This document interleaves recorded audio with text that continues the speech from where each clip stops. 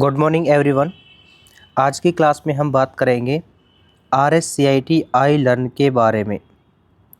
जब आप RSCIT करते हैं तो आपको पता है कि टोटल आपको 100 नंबर का एग्ज़ाम देना होता है। उसमें से एक एग्ज़ाम जो होता है वो आपका 70 नंबर का होता है और एक एग्ज़ाम 30 अंक का होता है। 70 अंक का जो एग्ज़ाम होता है वो आपका ऑफलाइन होता है और 30 अंक का जो एग्ज़ाम होता है उसे हम आई लर्न बोलते हैं। क्या बोलते हैं? I learn. ठीक है, तो आई लर्न असेसमेंट आपका कुल मिला के 30 अंक का होता है और ये ऑनलाइन होता है। इसकी चर्चा हम पिछली क्लासों में कर चुके हैं। तो आज आई लर्न में कौन कौन से टॉपिक आएंगे हम उसके बारे में डिस्कस करेंगे। आपको पता होगा कि जब 2024 के अप्रैल में सिलेबस को चेंज किया गया था तो कुछ नए आई लर्न असेसमेंट आपको देखने को मिले थे, यानी कि थोड़ा बहुत सिलेबस चेंज किया गया था इवन ये माने। तो उस नए सिलेबस के अकॉर्डिंग आज हम आपको बताने वाले हैं कि कौन कौन से 15 चैप्टर हैं जो आपको करने हैं। और ये जो 15 चैप्टर है ना, प्रत्येक चैप्टर 2 अंक का होगा। तो इस हिसाब से आपके आई लर्न के कुल 30 अंक हो जाएंगे। क्लियर? तो इन 15 चैप्टर में कौन कौन से प्रश्न आने की संभावना है या कौन कौन से प्रश्न आएंगे और उनके क्या संभावित उत्तर होंगे, हम उनकी बात करेंगे। ठीक है, तो चलिए स्टार्ट करते हैं। सबसे पहले हम बात करेंगे उन 15 चैप्टर की जो आपको आई लर्न के असेसमेंट में करने हैं। पहला चैप्टर है कंप्यूटर का परिचय, यानी कि इंट्रोडक्शन ऑफ कंप्यूटर्स।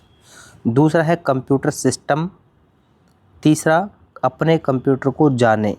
ये वही चैप्टर हैं, सीधा सीधा हम बात करें, कि जो आपकी बुक में दिए गए हैं। ठीक है, ज़्यादातर इसमें वही चैप्टर है। एक दो चैप्टर्स में थोड़ा बहुत डिफरेंस है, बाकी वही चैप्टर हैं जो आप रीड करते हैं आपकी बुक में। चौथा है इंटरनेट का परिचय। पांचवा है वित्तीय साक्षरता व डिजिटल भुगतान अनुप्रयोग, यानी कि फाइनेंशियल लिटरेसी के बारे में और डिजिटल पेमेंट के बारे में इसमें बताया जाता है।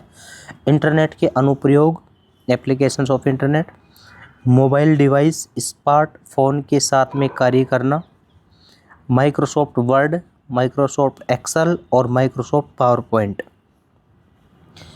इसके अलावा साइबर सुरक्षा एवं जागरूकता, साइबर सिक्योरिटी और अवेयरनेस बहुत इंपॉर्टेंट है।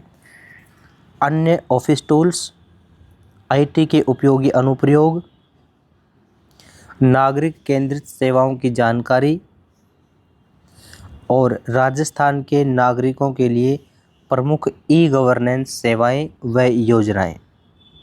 तो ये थे टोटल आपके 15 चैप्टर्स। ठीक है, इन 15 चैप्टर से प्रत्येक जो चैप्टर है ना वो 2 अंक का होगा। तो कुल मिला के कितने चैप्टर हैं? 15। तो अंक कितने हो गए?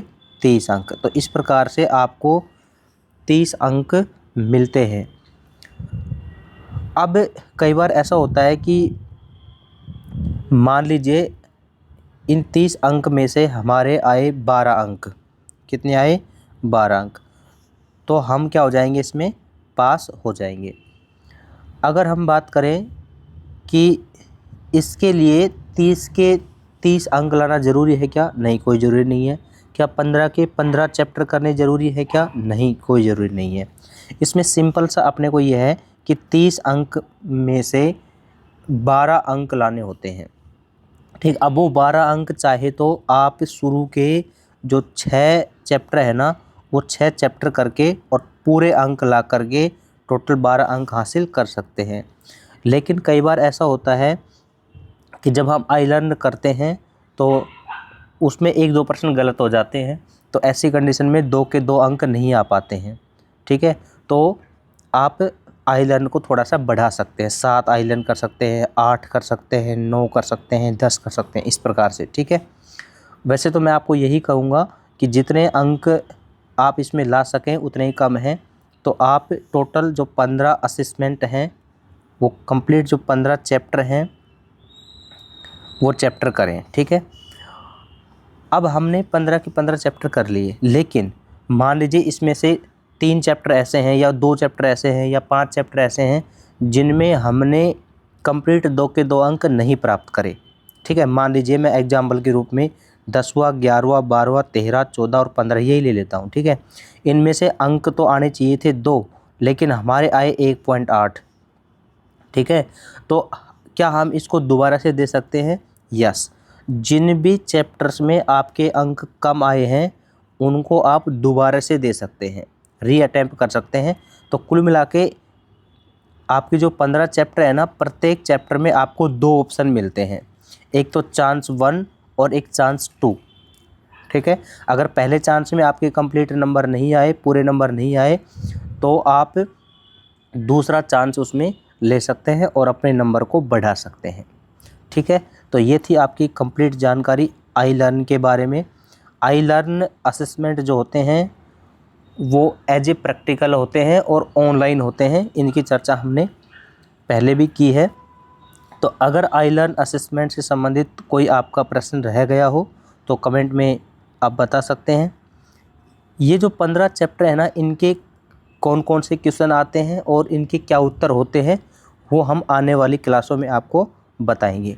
तो जब भी आप प्रैक्टिकल करें तो पहले बुक में से पढ़ें और फिर हम जो ये क्वेश्चन बताएंगे आप इनको पढ़ करके उसके बाद में आई लर्न को करें। ठीक है, धन्यवाद।